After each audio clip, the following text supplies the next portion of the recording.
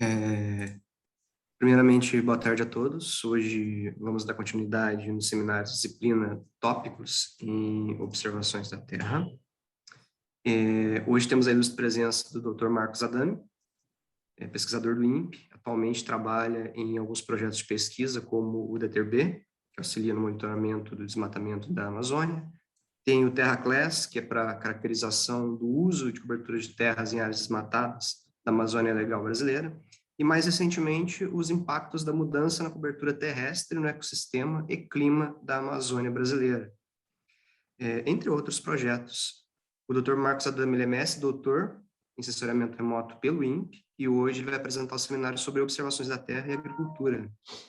Eu vou pedir para vocês deixarem as questões anotadas, né, as dúvidas, para serem perguntadas no final da palestra, para não interromper o Dr. Marcos. Agora eu passo a palavra para o Dr. Marcos. Seja muito bem-vindo.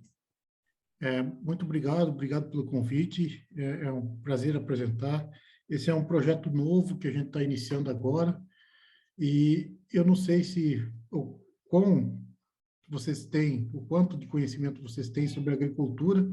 Eu procurei fazer uma visão meio ampla do que a gente está fazendo para trazer para o projeto que nós estamos desenvolvendo. Então, eu posso compartilhar a tela?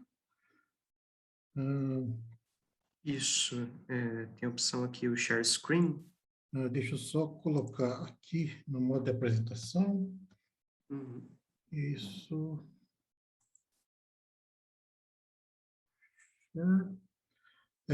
Por favor, me avisem se vocês estão vendo a apresentação em modo de apresentação ou está em modo PPT. Modo de apresentação. Modo de apresentação. Tá.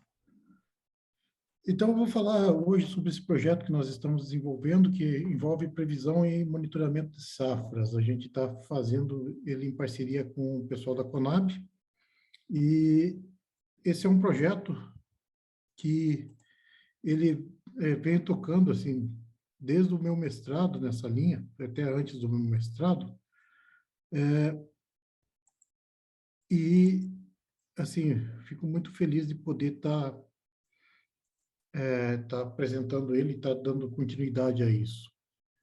Bom, primeiro, para a gente ter noção do que é agricultura, vou imaginar que esse aqui é o nosso agricultor. Esse nosso agricultor, ele tem que pensar em quando que ele vai plantar, quanto que ele vai plantar, como que ele vai plantar. Ele, enfim,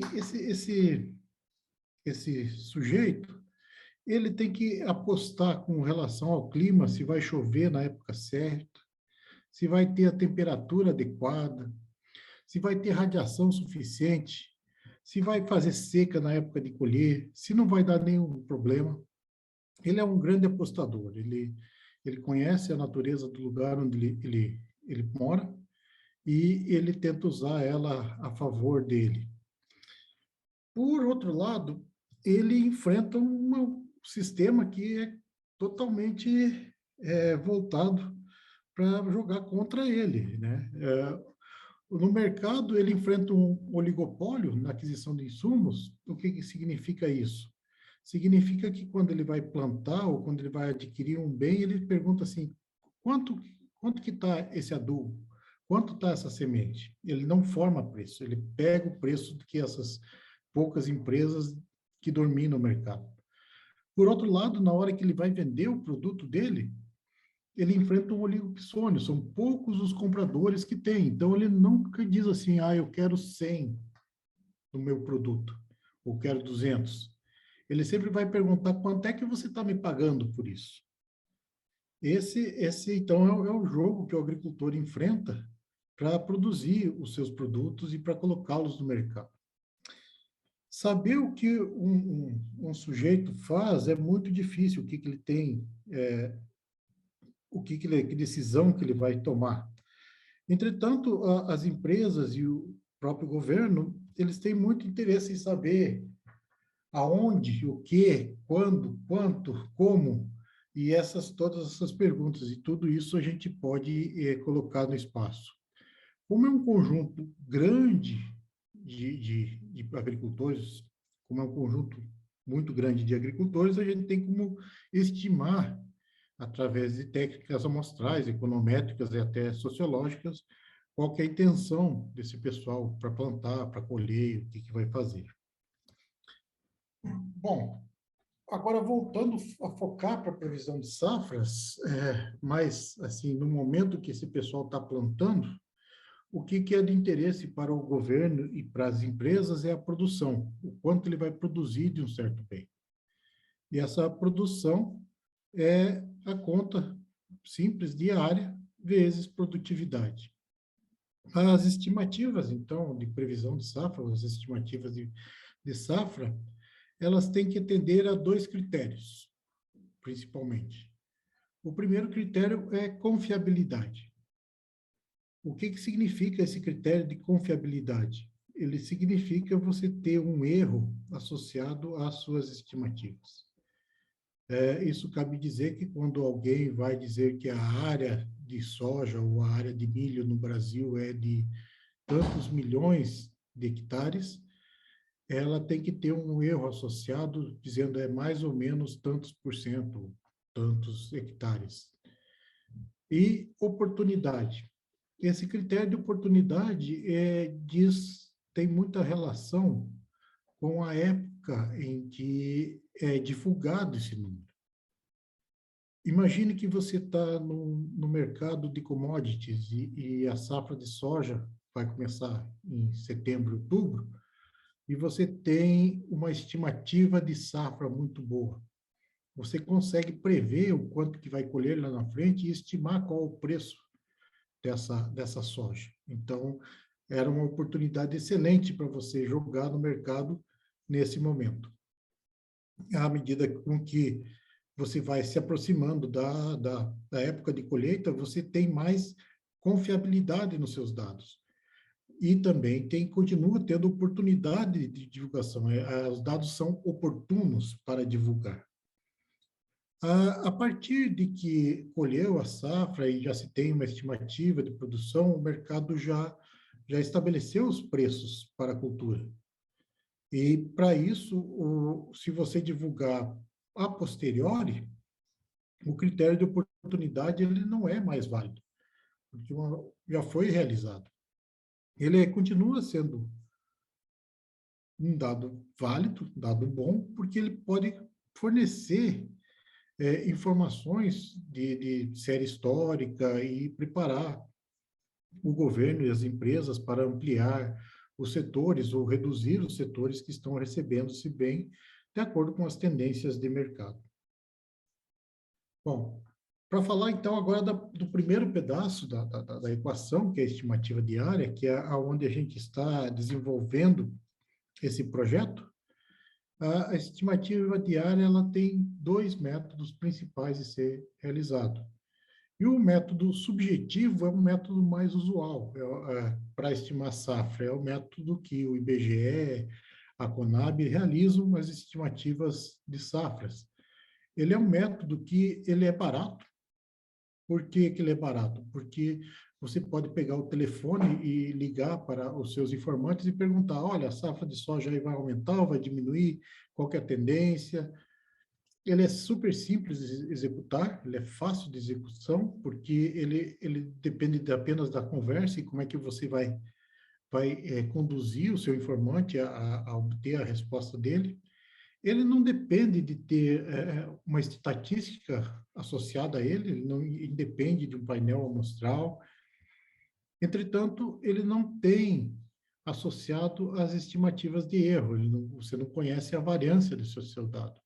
Então, quando você faz uma previsão de safra subjetiva, você informa que a área de um produto é 1 milhão, mas você não sabe se é mais ou menos 10%, ou mais ou menos 5%. Qual que é o seu erro? Qual que é o erro que está associado a isso? Já os métodos objetivos, eles têm por trás todo um pacote estatístico para estimar a safra. Ele é bem mais oneroso, envolve ida a campo, envolve classificação de imagens. Então, ele depende de um painel amostral, de uma estatística por trás. Entretanto, ele tem associado as estimativas de erro. Você conhece a variância. Pessoal, vocês estão me ouvindo? Acabou de aparecer uma mensagem na minha tela. Sim, tudo certinho. Tá, desculpe. Tá perfeita. Eu só estou com uma tela de computador, então eu não sei se às vezes eu estou falando, caiu, eu estou vendo só a minha apresentação, não sei se qualquer coisa eu caiu te ou não. ligo. Tá bom, obrigado. E esses métodos para estimativa objetiva, então, eles têm um erro associado, você conhece a variância do seu dado, e eles necessitam de investimento em ciência e tecnologia para serem desenvolvidos e melhorados.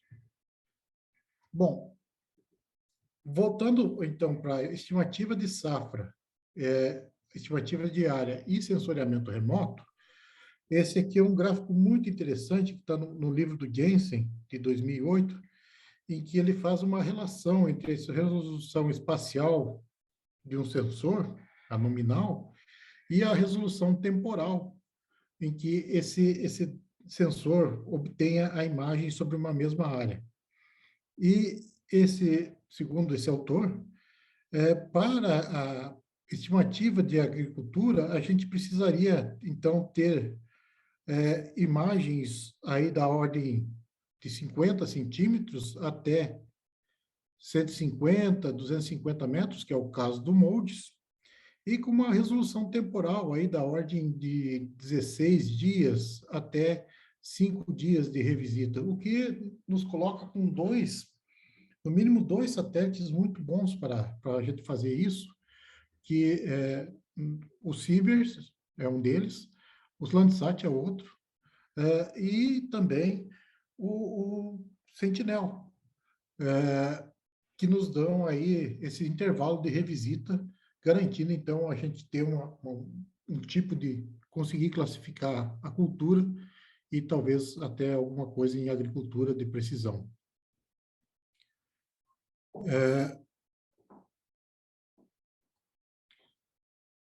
Também um outro avanço muito interessante que aconteceu foi com o satélite MODES, em que a gente começa a entender que a frequência no tempo em que você obtém a imagem, ela traz muita informação.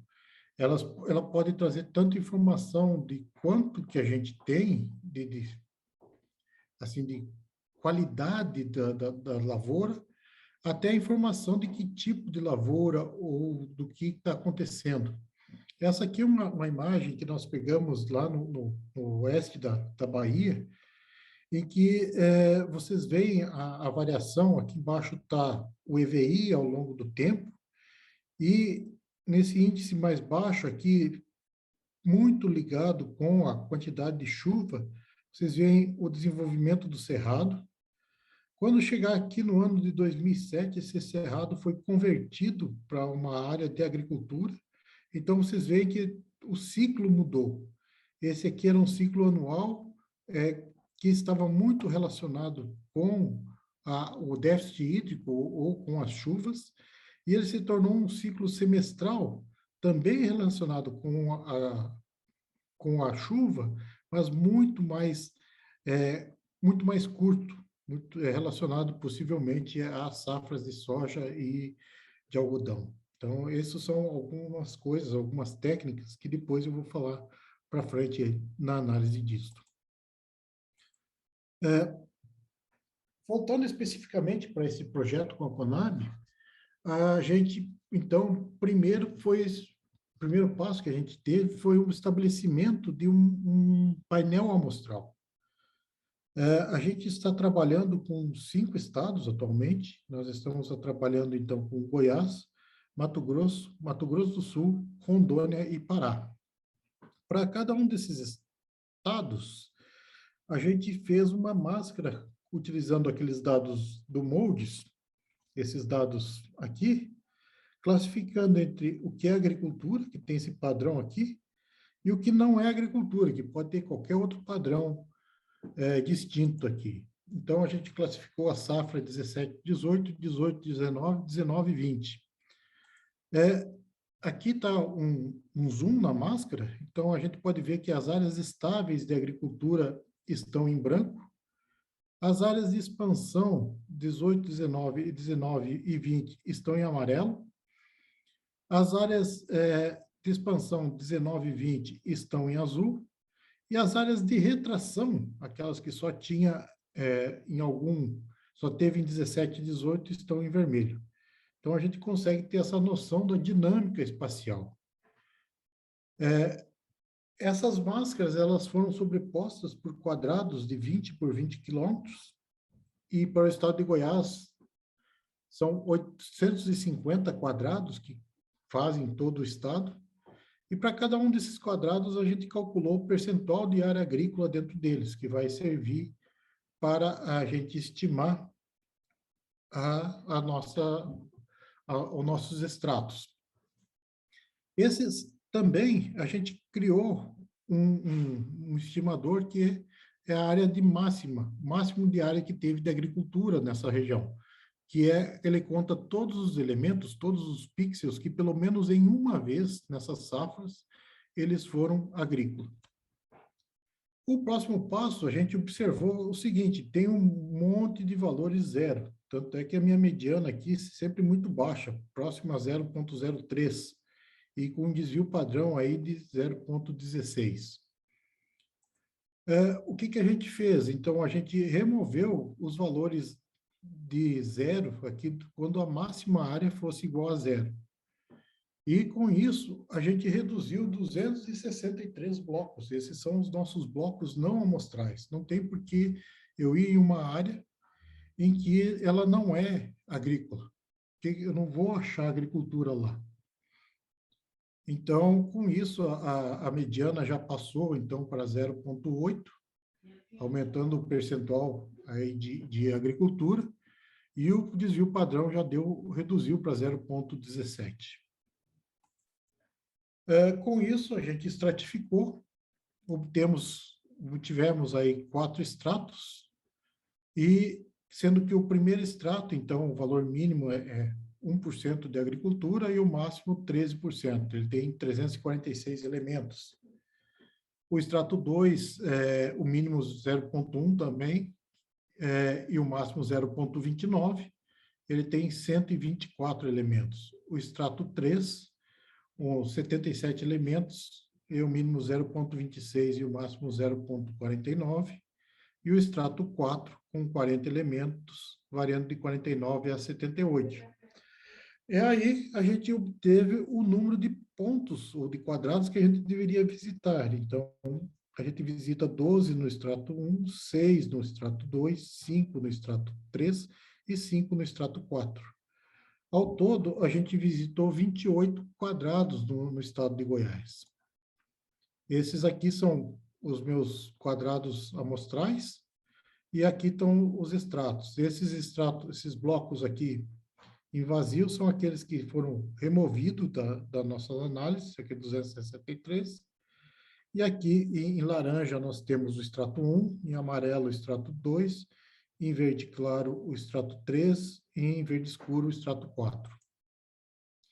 Aqui, para vocês terem uma noção mais espacial desses elementos, da localização desses elementos, Brasília está aqui, não faz parte da nossa análise, e a gente tem a distribuição deles aí pelo estado, concentrando na principal área agrícola do estado de Goiás, que é aqui na região sul do estado. Aqui um pouco do trabalho, desse trabalho é baseado no trabalho que a gente acabou de publicar, que foi liderado pelo Dr. Chalpan, da Universidade do Texas, e a gente está mostrando como é que é feito o trabalho em campo. Então, para cada um desses blocos, aqueles elementos quadrados de 20 por 20 quilômetros, são sorteados 20 pontos aleatoriamente. E esses pontos, eles são inicialmente classificados em casa para ver se há a possibilidade de ser agrícola ou não. E uma vez que ele é agrícola, ele é visitado em campo. Os pontos que não são agrícolas, se puder, a gente visita, se não, não tem necessidade. Então, só para ter uma ideia de como é que é feito, a gente tem aqui cerrado, soja, milho, eucalipto, dessecando soja, aqui ficou em posil, essa outra área aqui é de milho.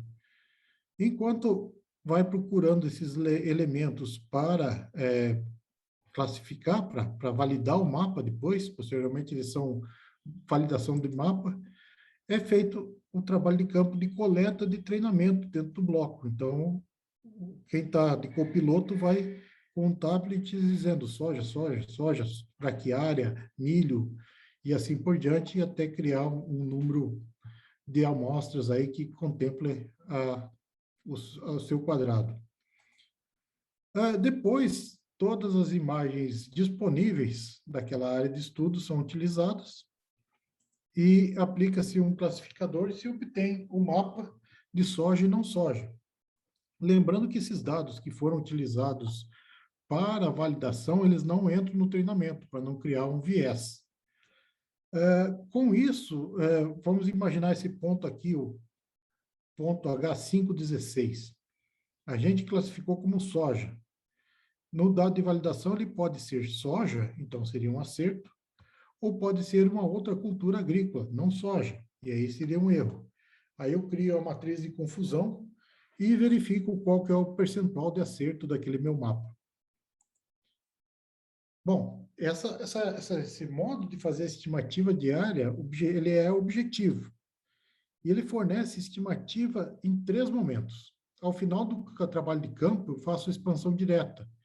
Então, se o meu trabalho de campo ocorreu em janeiro, que é a época que eu tenho o máximo de cobertura de soja no solo, toda a soja está plantada, eu tenho uma estimativa naquele momento, com base somente nos pontos. Esses pontos, eles me fornecem um erro que torna aí de 10% de estimativa diária, o coeficiente de variação. Mas ele é muito oportuno porque a safra ainda não aconteceu. Eu tenho uma estimativa anterior à colheita. Ao final do mapeamento, eu posso também pegar para cada um daqueles quadrados o percentual da área que tem lá naquele quadrado e fazer a expansão direta. E com isso eu consigo reduzir o meu erro. Acontece que nem sempre o final de mapeamento acontece durante a safra. Normalmente acontece um pouco depois. E, ao final do mapeamento do estado, eu uso expansão por regressão. O expansor por regressão ele é mais confiável, ele reduz muito o erro. Em alguns casos, ele reduz até em 3 vezes o coeficiente de variação. E, além disso, no final do mapeamento, eu tenho uma avaliação de acurácia desse mapa e um ajuste da área, de acordo com o que foi publicado seguindo as boas práticas de validação que está descrito nesse paper de Olofsson e colaboradores em 2014. Aqui, só para vocês terem noção, esse dado é do Landsat, noção do perfil espectro temporal da cultura de soja em diversas regiões aí da América do Sul. Nós fizemos um mapeamento para a América do Sul como um todo. Esse primeiro perfil aqui é um perfil lá do Mato Grosso, onde a gente vê que ocorrem 2 safras. Ele é um perfil um pouco mais adiantado, porque o Mato Grosso normalmente colhe aí no começo de janeiro, metade de janeiro, para plantar o milho safrinha. Esse aqui é um perfil da Bahia, em que vocês veem o plantio de uma cultura aqui no início de novembro, para gerar matéria orgânica, para depois entrar a cultura da soja. Esse aqui é um perfil lá no Paraguai, em Alto Paraná, onde vocês veem um deslocamento do tempo com relação ao Mato Grosso, porque ele é colhido um pouco mais tarde. Esse perfil já é bem mais tardio, que é um perfil em Salta, na Argentina, onde o plantio é bem mais tarde do que no Alto Paraguai e no Mato Grosso. E é aqui um perfil em Buenos Aires, na Argentina, onde se vê uma primeira cultura de trigo e, posteriormente, a cultura da soja ocorrendo. Esse é um perfil aqui do Paraná, onde a gente vê o plantio de uma cultura inicial aqui para formar adubo, massa seca, para depois acontecer a soja. Para o Brasil, na safra de 2018-2019, a estimativa de área cultivada foi 348 mil quilômetros quadrados, com um coeficiente de variação de 2%, ou podia variar 6 mil quilômetros quadrados para mais ou para menos. Então, eu posso dizer que esse número varia entre 342 mil a 354 mil quilômetros quadrados. E aqui estão todos os blocos que a gente classificou para 2018, safra 2018-19, em 3 estratos: estratos alto, médio e baixo. Junto também tem o mapa de acurácia que a gente fez, em que para todos os blocos a gente tem uma acurácia de 96% e uma acurácia do produtor e uma acurácia do usuário de 90% e 89%, que os números são, o número estimado pelo mapeamento está muito próximo da realidade. Aqui é só para demonstrar o poder de redução do expansor por regressão. Quando a gente usa apenas os 20 pontos do campo, a estimativa era de 35 mil quilômetros quadrados de erro. E quando passamos aí para usar o dado por expansão por regressão, ele reduziu pela metade, 18 mil. Bom, então eu vou falar agora da segunda parte da equação, que é a produtividade. Para fazer a estimativa da produtividade, a gente precisa saber de quando que a cultura foi implantada. Isso foi parte da minha tese de doutorado, em que eu estimei, então, a data de plantio e máximo desenvolvimento vegetativo e da colheita da soja. Então, vocês veem que tem uma relação aqui com o índice de vegetação, no caso aqui foi utilizado o EVI, né, com... estou me tocando uma coisa agora aqui, estou falando grego quando eu falo índice de vegetação para vocês? Pode explicar, Marcos, por favor. O índice de vegetação, normalmente, é a relação entre duas bandas de um mesmo sensor. Então, o mais usual é você fazer a relação matemática entre a banda do vermelho, que é onde a planta absorve muita energia para fazer a fotossíntese, e a banda do infravermelho próximo, que é onde a planta reflete muita energia. Então, ela usa essa diferença entre essas duas bandas e você calcula esse índice. No caso, aqui o EVI, foi utilizado o EVI 2, que é proposto por Jiang et al. Em 2008. E nesse índice, ele é uma conta simples, que é infravermelho próximo menos vermelho, dividido pela soma do vermelho mais do infravermelho próximo mais o vermelho multiplicado por 2,4. Então, o que essa curva nos diz? Quando o EVI está baixo aqui, eu tenho a presença de solo exposto, eu não tenho a resposta das folhas, a planta não está fazendo fotossíntese. À medida que o meu índice de área foliar vai aumentando, o índice de vegetação também vai aumentando. Existe uma certa relação, que nem sempre é linear, entre o desenvolvimento, entre o índice de vegetação e a cultura agrícola. Então, quando ela atinge o máximo de cobertura, quando a planta está bem desenvolvida e o solo todo está tampado, coberto, e ela começa a fase de florescimento, formação de vagem, que é quando ela atinge o seu máximo de produtividade, você vê o índice atingindo o máximo.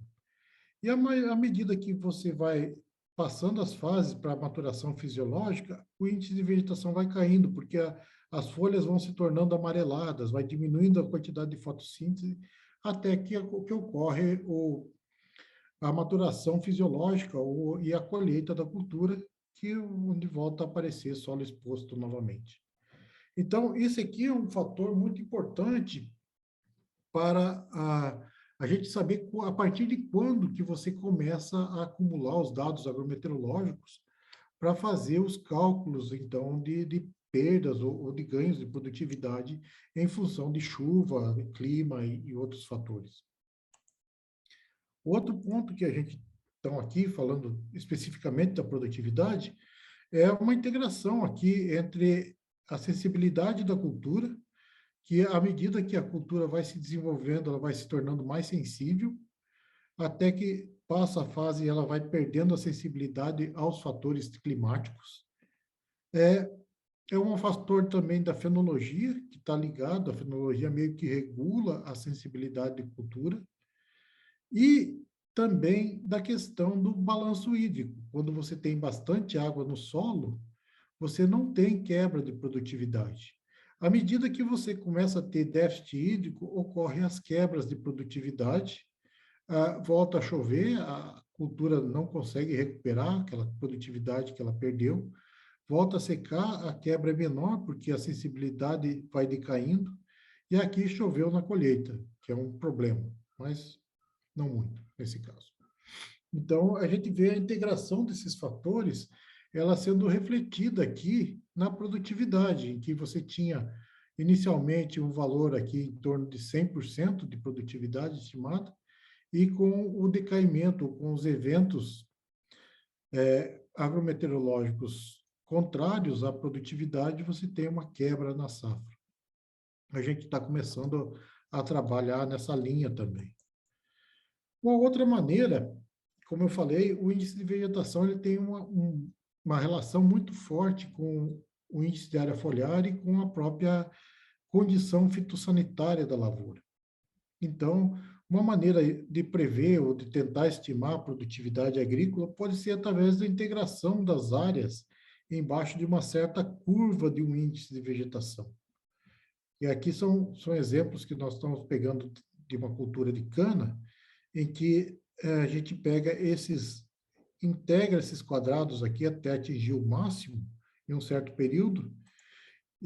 Aqui só para apresentar a ideia para vocês, a gente empilha todas as imagens naquela área, recorta os valores, aqui integra os valores de novembro até março, e consegue depois ter uma estimativa de variação de produtividade por talhão, onde que eu tenho que esses talhões em verde mais escuro, eles têm uma chance maior de ter uma produtividade melhor, enquanto que esses talhões aqui mais avermelhados têm uma produtividade menor.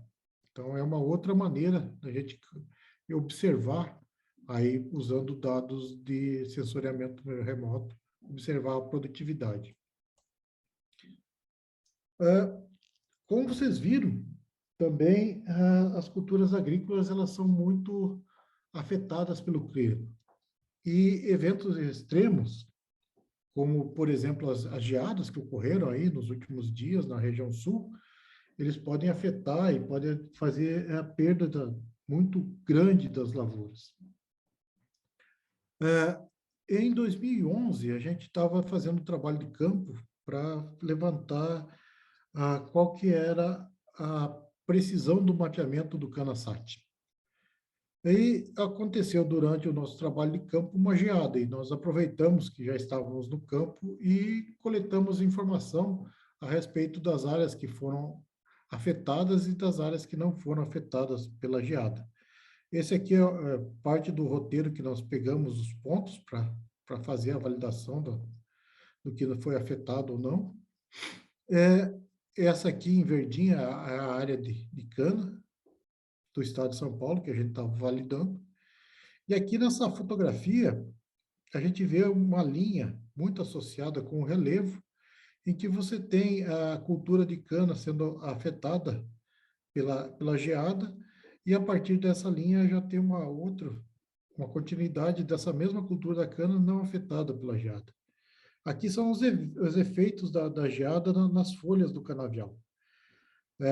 A geada ela congela as células da cana, e por conta que o gelo expande, a água expande quando congela, ela arrebenta as células da planta e causa a morte dessas folhas. Isso reduz bastante a produtividade, ou chega até matar, não produzir nada. Aqui é uma imagem de antes da geada, de Landsat, com o modelo 3D por baixo, e aqui é uma imagem do posterior à geada, em que a gente vê que a parte mais alta da lavoura e a parte voltada para o norte teve menos efeito da geada, enquanto que a parte de face sul e mais baixa da lavoura foi mais atingida, ela está mais esbranquiçada. E aqui, olhando para os dados do Mold's, a gente vê que as duas curvas estão muito próximas, mas no dia que acontece a geada, a área que não é afetada, ela continua com um padrão meio que normal de desenvolvimento, enquanto que a área que é afetada, o índice de vegetação NDVI, ele sofre uma queda, e aí é o que diferencia uma da outra. Bom, aqui é o meu mapa do estado de São Paulo, então vocês podem ver que eu sou muito bom desenhista de mapa. Eu tenho uma imagem do dia anterior à geada, eu tenho uma imagem do dia da geada, que é 28 de junho de 2011, e tem uma imagem aqui do dia 9/7, que é a primeira imagem livre de nuvem, do dia posterior à geada. Quando a gente pega os dados, então, para aqueles pontos que nós coletamos no campo, a gente observa que as medianas aqui do dia 174, tanto dos pontos que foram afetados pela geada, quanto os que não foram afetados pela geada, elas são idênticas. Vocês podem olhar aqui um dia 174 e 179, eles têm o mesmo padrão e a gente pode considerar que eles têm, as medianas são iguais. Enquanto que quando a gente olha para os dados posteriores à geada, a gente observa que a mediana desses dados aqui são muito menores do que as medianas dos dados dos que não foram afetados pela geada. Apenas fazendo uma diferença de medianas, a gente conseguiu validar o nosso mapeamento aqui, usando os dados de maior resolução, no caso aqui, Landsat, e esse aqui, dado Mold's. Eu peço para vocês que acreditem que é a mesma área, no mesmo lugar. E aqui vocês veem, então, essa área toda afetada e como está demonstrado nessa imagem aqui. Nessa área aqui também, aqui a gente também observa essas áreas sendo atingidas pela geada. Essa área aqui já estava colhida na data anterior da geada, não foi levada em consideração. Essa pequena área aqui representa esta área aqui também afetada pela geada, e essa outra área aqui são esses pixels aqui. Então, a gente tem as áreas atingidas, as áreas que não foram atingidas e as áreas que não eram cana. Então, utilizando os dados Mold's, a gente viu que 48% da área do estado de São Paulo, que ainda estava por colher, foi atingida por essa geada em 2011, enquanto que 52% dela não foi atingida. Bom, pessoal, que eu tinha para apresentar para vocês, me deram 45 minutos, se eu não estou enganado. Era mais ou menos essa ideia do que nós estamos desenvolvendo. E, por favor, fiquem à vontade para perguntar, estou à disposição. Bom, obrigado, professor. Nesse momento, então, estamos abertos às perguntas. Só vou pedir para as pessoas irem enviando em ordem,